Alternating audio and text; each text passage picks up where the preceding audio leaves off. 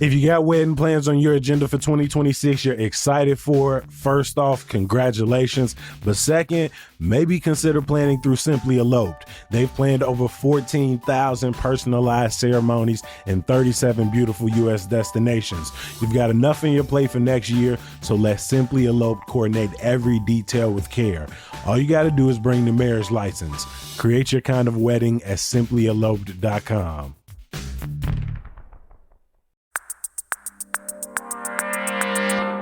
Today on CityCast Chicago, Happy New Year. And I'm sure that's the 30th time you have heard that already. To get 2026 started off right, we've got your guide to January in Chicago.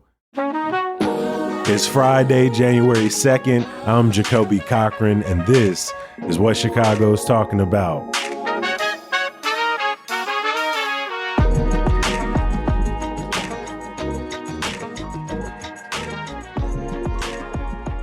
I've got executive producer Simone Alisea in the building. How you feeling, my friend? Hey, I'm all right, Jacoby. How are you? I'm doing well. We've also got social media manager Rick Homuth in the building. Pleasure to be here. Every single month, we like to sit down and talk about some of the things we are most excited for, the things we are reading this month, the things we're excited to eat. And if you're new to CityCast Chicago, welcome. We've got a great year planned for you, but just sit down. We're going to be here for the next 30 minutes, and we're going to get things started off by kind of looking forward. What's something we're excited, really putting on our calendar? Simone, what's that for you? I'm already looking forward to the next holiday on our calendar. I always know. I know the holiday calendar so well. I always know when my next day off is. In January, the next holiday is Martin Luther King Day, which, of course, I also bring up because there's going to be a lot of cool events and opportunities for service work around Chicago. Hyde Park Arts Center, the Chicago History Museum, University of Chicago will be doing some lectures and stuff. There is going to be, just a lot of great stuff and a good opportunity to learn about King's legacy in Chicago, on the West Side and the work he did out here. And that's definitely the thing I'm looking ahead to right now. Yeah, one event on my calendar is Open Heart, a MLK tribute concert that's going down at the Auditorium on Monday, January 19th at 4 o'clock. Experience Catherine Bostic's Joy for the Supremes at Earl's All You Can Eat, Joel Thompson's Elegy for Breonna Taylor, and Divorce from the New World. I typically try to get to a museum or do something with the day off, so that's something I may pop up on. The other thing that will be coming up, which is not explicitly related to MLK Day, but the Black Jurate Art Exhibition at the Museum of Science and Industry, which happens every year. If you haven't ever made it out to one of those, it's a really excellent experience down at the MSI, and so lots of opportunities for learning and service. Rick, over to you. What's something you are hopeful for this month? Well, my answer is a lot less intellectual, I guess, but I can't wait until Connor Bedard returns from his injury. The Chicago Blackhawks are just lost without him. And, the team is obviously rebuilding, but it's always fun to watch when he's on the ice. He's always going to do something crazy. And dear God, do we need him? So Connor Bedard cannot come back quick enough. I am not quite the Chicago Bears head that I know you are, Jacoby. So the Blackhawks are always going to be my team. And that will be a big increase in my mood the day that Connor Bedard's back. I mean, when he is out there, does it feel like we have, the franchise player that was promised? Yeah, I mean, I think absolutely. Not only that, but, you kind of realize how much it falls apart when he's gone. I am a proud Fairweather fan. I'm not trying to watch a team lose. I got other stuff I'd like to do with my time. So I can't wait to check back in when things are going better. And when he's out there, he a near top 5 scorer. Right. In the entire league. And so clearly getting it done, even if, like you said, still rebuilding and the team's not overperforming. Whereas on my side of things, what I'm looking forward to this month is puppets and playoffs. Starting with puppets. I have seen this pretty much every year since we started this podcast. The Chicago International Puppet Theater Festival picks up with over, I think, 14,000 people attend, nearly 2 weeks worth of shows across the city. And there were a few shows that were very interesting to me. And Rick, I think you're also a part responsible for this because you went and saw one of the people featured in this year's festival, and that's Manual Cinema. They're doing The Fourth Witch, January 22nd through the 25th as part of the festival. You recently saw their version of, was it A Christmas Carol? Yeah, it was the Dickens classic. Mm-hmm. I'm also looking at Alva Puppet Theater's The Harlem Doll Palace, which looks pretty exciting. And then Laura Height's The Matchbox Shows. And it looks like her entire series is like these little miniature Matchbox sets. And she also has like on one, it looks like someone flying in on a matchstick. Do we think puppets are having a moment? Or are they just having a moment here at CityCast? I think it's mostly us, but I would say that puppets are in need of a rebrand, you know, because when you think puppets, you think like of a children's show or something. And that was one of the things I learned at the Christmas Carol show that Manual Cinema put on, is like, there's so much more to it, you know, like it isn't just a hand in a sock or a paper bag, but there is a lot of like, the technique is very impressive. Just the pure fabrication is really cool. So I would encourage everybody to experience more puppetry in their lives. They've also got lectures and symposiums that are free to attend. And then so many varieties of puppet shows. Looks like a very exciting set of shows. And there are at least 3 that really sparked my interest. And so, yeah, I might pop over this year. And then on the other end, I am hopeful that at the time people are listening to this, the Bears are secured in the playoffs. That would have been out of my reality in, what was it, August, when we were forecasting what we thought this season was going to bring. Double-digit wins, admittedly, was not on my radar. Playoff team, not on my radar. And then competitive. A secure playoff team. Exactly. That's the why. It's one thing to like eke your way in, but to be sitting pretty. There's an absolute chance that it goes south. But as of right now, I'm gonna just stay positive on this one. There's certainly no resting on your laurels as a Bears fan. You know, the switch could flip and we could become a laughingstock again at a moment's notice. Yep. Mm-hmm. And we as an organization, as we have proven in the last few weeks, you know, can't just have nice things, right? We just can't enjoy the moment. Right. No, referring there to the Bears ownership's woe is me. We might have to move to Northwest Indiana. Life is so hard, getting tax incentives. We need to become the East Chicago Bears because no one wants to listen to us. Yes. No one wants to help us. We It's just so want hard. to bring the Super Bowl here. How about you win a Super Bowl, motherfucker? How about you do that? All right. so from the things we're most excited to our best tip for CityCast Chicago, Rick, back over to you. Yeah. So everybody complains about winter in Chicago. And I think going into it in December, you're kind of lulled into this false sense of security, right? Because it's new, it's fresh, there's lights, it's Christmas, it's the holidays, it's fun, there's things to do. You still got that like enthusiasm you're cruising out of fall with. January is when I think, you know, you see what you're made of, right? Because I think then, like, I remember every year my dad would always get hit with this wave of seasonal depression when Starbucks changed its cups back to the normal white cups.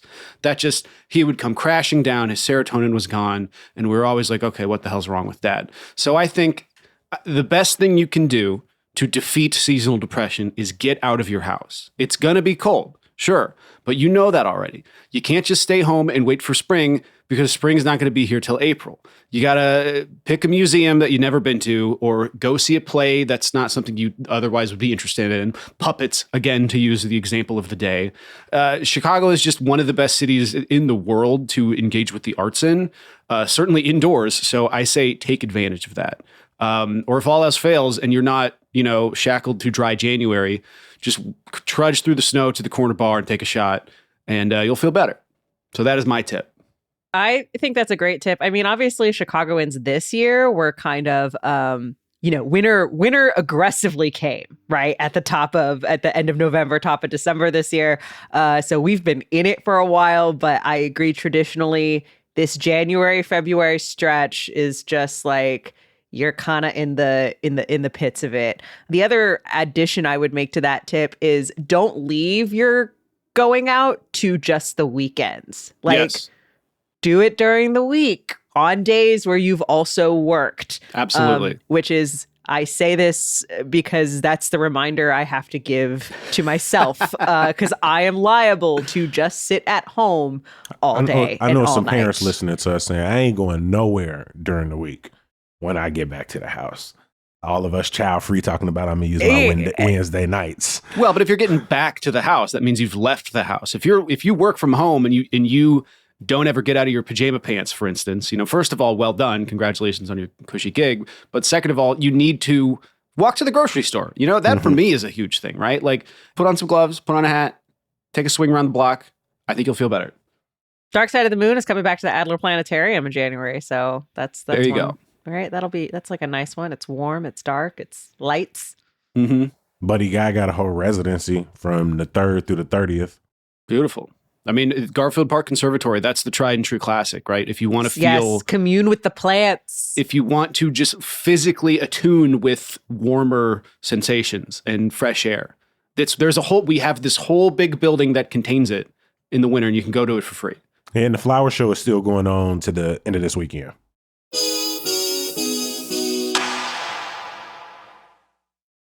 Simone, what about you? What is your tip for January? What should we be paying attention to? Yeah, I just think January is always a good time to remember that we got some new laws going into effect. Some, from the last legislative session. Obviously, lawmakers are going to be back in Springfield early this year to, once again, deal with our annual budget and various other things. But we had some laws that passed, last year during the veto session that are going to be going into effect. Several of them are with regards to immigration. Obviously, Chicago and Chicagoland and Illinois, just has been inundated with immigration agents and operations. And there have been, we already have laws on the books that particularly around like what law enforcement can and cannot do when it comes to immigration enforcement and like what jails can and cannot do. But there are some new laws on the book that outline a little more clearly what schools, daycare centers, community colleges, public universities, what kinds of information they can get, that they can give out, codifying that schools can't allow in immigration agents unless they have like signed judicial arrest warrants. We know that a lot of these arrests that have been happening have been warrantless arrests. Already many schools and school districts have already had policies around this, but this is codified now into state law. And so I think that is, that's like one really big thing that is going to be happening starting this year. There's lots of other laws going into effect. Some of the ones that caught my eye that I thought are worth noting. Enhanced background checks when hiring officers. This stems from the murder of Sonia Massey. This is in the Springfield area when a Sangamon County sheriff, Sean Grayson, barged into her home. I believe she had called emergency services. They barged into her home. He shoots her and kills her, and has since been convicted of second-degree murder, I believe. And part of the issue is this Grayson was an officer who he had been with 6 different law enforcement agencies in the past 4 years, had 2 DUI convictions and sort of a slew of disciplinary issues, across those different departments that he had worked for. And so the question was like, why did the county sheriff's office hire this guy? And so now, as a result of that, there's this new law that requires, if the police department is considering a candidate, it requires that department to request really detailed background elements, personnel files, military service checks, a variety of different things. And candidates have to authorize the release of that info. That's sort of worth watching on the law enforcement side. Another law going into effect, more funding to upgrade Chicago fire trucks and ambulances, basically setting aside 10% of funds collected from ambulance rides. I think as most of us know, it costs money to be transported in an ambulance.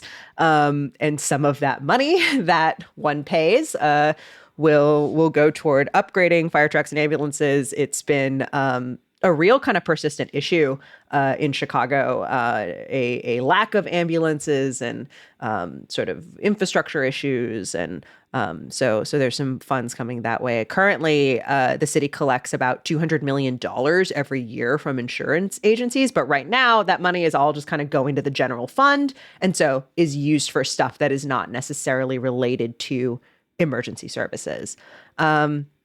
And then the last one that I just think I will be really curious to see the results of this is lawmakers passed a bill requiring a study. They're looking into trying to reduce traffic deaths, improve speeding, reduce crashes, and UIC is going to be studying the efficacy of using AI cameras to do so on places like Lakeshore Drive. Boy, I already have a tough time like with speed cameras, parking cameras, and the the surveillance of it all, the ticketing of it all. I really don't want to bring AI into it. I can't say. So I'll be really curious to see if there's any meat here for something like this. So yeah, those are we have got a lot of like, normally when I do this segment every year, it's sort of like nitpicky stuff and just like little change. There's some like big meaty things that are going into effect this year. Yeah, there's a lot going on. The idea of collecting 10% of funds from ambulance rides, like I know how that money is actually collected, but I do have this image in my head of a paramedic, turning over an iPad to the guy in the gurney with a 10%, 20%, 25% tip prompt on it. No, you can't walk away. Yeah. Every rideshare driver has a story of being used as an ambulance. Yeah, right. Without fail, because it's cheaper to take the Uber than to get that bill in the mail or at the hospital or whatever. From new laws to new lawmakers, my tip this month is get a jump on the March primary. There's a lot on the ballot. And as we say, every election season in Illinois, the primary really is our Super Bowl of the entire election year. We got a U.S. Senator, Governor, Attorney General, Secretary of State, a bunch of state reps, a bunch of county officials, judges. And probably your congressperson. Right. I'm probably one of your congresspeople. We have some big retirements, some big aspirations playing out. And so a lot of new lawmakers are coming in one way or another this year. And so you can register now to vote by mail. Ballots start going out early February. So you can go ahead and fill out a sample ballot and be ready to roll. Some of those voter guides that we've covered in the past are already starting to be created. I personally have always liked just going to vote in person, preference, but also sometimes procrastination. But I've had it easy for most of the time over the last decade. I was able to vote in a small church in South Shore where I was able to register on site day of. I moved over to a school in Hyde Park that, maybe had a couple of people in there, but everybody was nice. They moved us through pretty quickly. Last time I had to vote, I had to go to the McKinley Park branch of the library, and that took, no lie, like 2 hours and 40 minutes. I got a screenshot of a timer we set when we started when we got in the line. And the most interesting thing is they had the most people working of any place I've been, the most election judges. And so that's another way to participate this year. And so if you want to be an election judge, if you've noticed that your polling place or you've heard stories that local polling places are without and you have long lines because of it. But after that experience, standing out there well into the dark in November, I think this time around, I'm going to get on the Simone train, going to register for a mail-in ballot, have it sent to me early February. I can just fill it out from the office and then just drop it off at Jones College Prep. So, yeah, I think this is going to be my first mail-in year, especially since there are so many attacks across the country also on mail-in ballots. I should use this privilege we have. You know me, I've been a big proponent of mail-in, vote by mail. I come from a state that's entirely vote by mail. It's the only way I've really ever voted. I still go to the polling place often, even on election day, to drop off my ballot. And I get dirty looks from the people who are standing in line at Truman College who are like, hey, you're cutting the line. I'm like, no, I'm not. I have my ballot. It's all done. It's convenient. I get to stay in my warm apartment. And so I'm very much on the vote by mail train.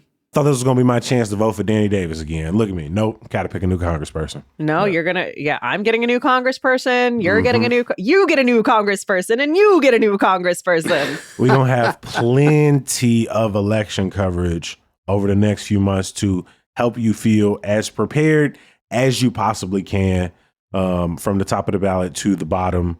But you can get started. It's here, y'all. We sort of alluded to it all of last year, but it's top of the year. It's real. It's in front of us. Yeah. And if you think you can wait until November, don't. The primary matters. For all of you new Chicagoans who haven't been through this before, it's the primary. Democrats have a lot of power here in Chicagoland, and that primary is going to be very, very key. That's where the magic happens.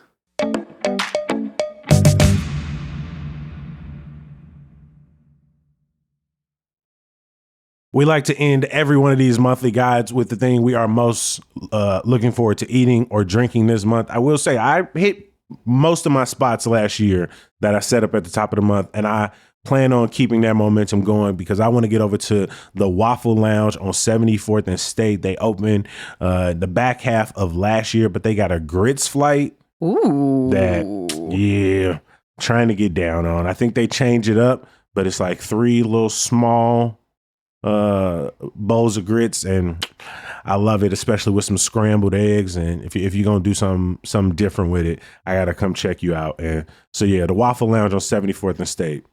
I am such a sucker for a flight. You can put anything into a flight. Mm-hmm. I'm like, we gotta go. We gotta go try the flight. We gotta go try. Beer, I want to try all the different bacon, things. Oysters, French toast. I think Batter and Berries does the French toast flight. Yep. Yeah, whatever. And grit, I've never seen a grits flight, so now I got to go try it. Now you got to pull up. What about you, Simone? So I want to let the people know Restaurant Week starts in January. It starts January 23rd. It is longer than a week. I should say that Restaurant Week is a sponsor of CityCast Chicago, but we would be talking about it anyway. It's one of the biggest, kind of food events. Like every neighborhood got their own Restaurant Week, but this one still got. This is the Chicago, and they do it around this time of year because this is historically a really slow time for restaurants. Dead of winter, not a lot of people going out, post-holiday slump, that kind of thing. And it's interesting because we've talked about. I think a lot of people have felt the past couple years, maybe the deals haven't been as good as they had been, or not. Deals ain't been dealing. But there are already just scanning. There are a few good ones that kind of caught my eye. Most notably, Teatro Zinzanni, another one of our sponsors. I promise I'm not purposefully trying to make this all about sponsors. But so they have a $60 prefix meal that includes the admission to their show, Teatro Zinzanni. It's this Cirque, dinner theater type of thing, and so. Those tickets are normally really expensive. Like just the ticket to see the show is normally, $80, $90 in just the outer ring, the same spot that you would get with this Restaurant Week deal. And that doesn't even include the 4-course meal, right? You'd have to pay for food on top of that. And so this is a $60 deal that includes the ticket to the show as well, in addition to the meal. That to me feels like really, and I gotta say, I went to Teatro Zinzanni this fall, and it was probably my best date night of 2025. Just a magical, beautiful experience. I really highly recommend it. And again, not just because they pay CityCast money. I genuinely love them. I went in December, and they had some powerhouse singers, some out of this world acrobatics, and the service, I will say, was full attention. Because it's part of the show, it was too. four or so people. So I will agree with you. That's a hell of a deal, given what it usually costs. The other place I'm looking at, because I think there are 2 ways to approach Restaurant Week. I think you can use it as an opportunity to get out to things you normally wouldn't try, right? Get out to neighborhoods you normally don't go to, or try a type of cuisine you haven't tried before. Because, these are prefix menus, so they're a little more limited. And so like, you're not overwhelmed by choices, and maybe you're saving a little money while you do it. I think another way to approach it is like spots that I normally wouldn't think of, because so like I'm looking at the menu for RPM Seafood in the Loop. RPM Seafood, classic kind of seafood steakhouse style, dining experience. That's not normally my thing. I'm much rather on my day-to-day, like be out in my neighborhood. But like, particularly their lunch deal, $30 for a few courses, like looks really solid to me. And like, maybe that's an excuse to go down to the Loop and like have that steakhouse experience that I normally wouldn't choose for myself. But like, yeah, I'll have a little grilled branzino. Like that sounds great. It helps you kind of know what you're walking into, because like, sure, maybe it isn't a deal, but at the end of the day, it's a known quantity. So you're walking in and you're like, oh, I get to try a few ththings, see a place I haven't been to in forever, or maybe never at all. And then, there is the angle of like, all right, we are kind of supporting our local restaurant scene in the down season. So get a glass of wine or whatever. And it's a nice way to do it. And it's always fun. There's always, buzz about the restaurants when that's going down, and you'll never know who you're running into at these places. So I'm with you. It's fun. Some $30 lunches, $45 and $60 dinners. But I will say, I'm in this map view. I'm still on your ass restaurant week, because South Side, West Side, Southwest Side, like, come on. The deals may be improving, but this map need to get better too. Rick, where you taking us across the city? Yeah, so sort of along those lines, the two spots I look forward to, not each year, but just whenever it gets cold, are the two Pozzolerias near my spot in Humboldt and in, I guess, Hermosa, sort of. The first one is Pozzoleria Igual, which is on Fullerton and I think Avers. And then the other one, Pozzoleria San Juan, which is on Pulaski, about like a block south of North Avenue. And I just, one of the pieces of advice I give people when they're trying to go out for a specific food, especially in a city like ours that has everything, is find a spot that specializes in it, right? Like, and especially when, like, just like I was talking about earlier, when you just need to get yourself off the couch and out of the house, give yourself a destination. Find some place you haven't been to before. Maybe it'll be a cold walk, but when you sit down and you have a nice warm bowl of pozole and all all the chiles and the aromatics are just busting you in the face with the steam, it makes it all worth it. It's great. Rick, I have a question for you. Please. Are you team green pozole or team red? Rojo for sure. And I rarely deviate. That is my disposition as well, because that's what my family makes, and so that's what I eat. I think I would never claim one is better than the other. Every time somebody mentions pozole, I just think of Giselle, who was number 934 on our list of 1,000 things. And her suggestion was my pozole lady, Lupita. Yes. And that, from the moment that came into our feeds to the moment we published the list, that has always made me laugh. And it is like a vocal tick for me now. Anytime I see it, I'm just like, my pozole lady, Lupita. My BFF Jill. Mm-hmm. Yeah, right. I always think of that. I want to give a huge thank you to our guest today, executive producer Simone Alicea. Always a pleasure. Hey, thanks, Jacoby. And our social media manager, Rick Homuth. Always great to have you on the podcast. Yeah, thanks. Before we get out of here, I got some good news for you. One of the absolute best exhibits I have seen over the last few months was Elizabeth Catlett, a Black revolutionary artist, and all that it implies at the Art Institute. Spans nearly 50 years and includes original prints, paintings, sculptures, and trust me, it is truly worth the visit. Unfortunately, though, if you're hearing this for the first time, this exhibit ends on Sunday. So you're running out of opportunity to see it. It is absolutely going to leave you speechless in some regards. Remember, if you are a student or a teacher, admission into the Art Institute is free every day. I want to give a huge thank you to every single person who makes CityCast Chicago and Hey Chicago what it is, including our executive producer, Simone Alicea, our producer, Michelle Navarro, our Hey Chicago newsletter editor, Emmy Mack, our social media manager, Rick Homuth. The music we all love is from Sam Thousand, All the Kimonos, and Mark Greenberg from the Mayfair Workshop. And my last thank you, as it is every single episode, is for you, the people who make CityCast Chicago and Hey Chicago what it is.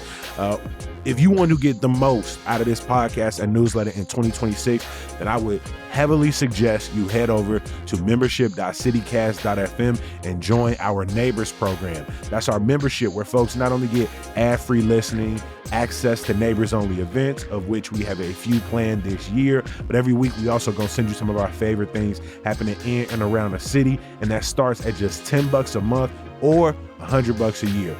And one thing I can promise you, 2026 is going to be our biggest and our best year to date. You know, stick around and make sure you're back here bright and early on Monday. I'm gonna talk to you then. Peace.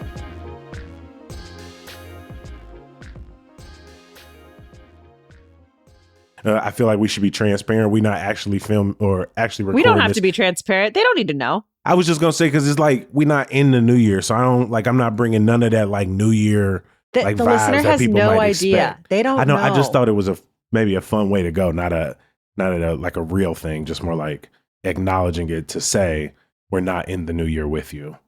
But I can ignore it.